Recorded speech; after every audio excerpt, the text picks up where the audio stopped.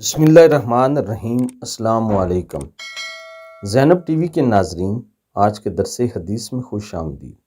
ناظرین اکرام، آج کے درس حدیث کا موضوع ہے بیوی کے حقوق۔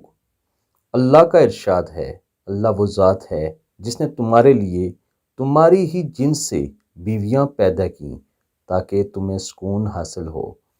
سورہ عنکبوت۔ اور سکون جب ہوگا جب نبی کریم صلی اللہ علیہ وآلہ وسلم کے بتائے ہوئے آداب زندگی کو اپنائے، لہذا مرد کے لیے لازم ہے کہ بیوی کے ان حقوق کی پابندی کرے۔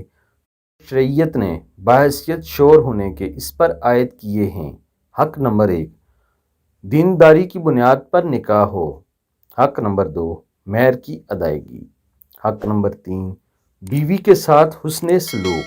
حق نمبر 4، بیوی کے عیب تلاش نہ کریں۔ حق نمبر 5، آدمی جو کھائے اسے کھلائے۔ حق نمبر 6، جو پہنے وہ پہنائے۔ مطلب یہ ہے کہ جس مالیت کے کپڑے از خود پہنتا ہے اسی مالیت کے بیوی کو پہنائے۔ حق نمبر 7، گھر سے نہ نکالے، بغیر کسی جرم کے گھر سے نہ نکالا جائے۔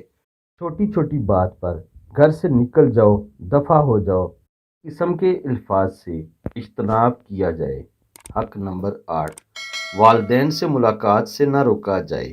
حق نمبر 9، بیوی کے والدین اور رشتہ داروں سے اچھا سلوک کرنا۔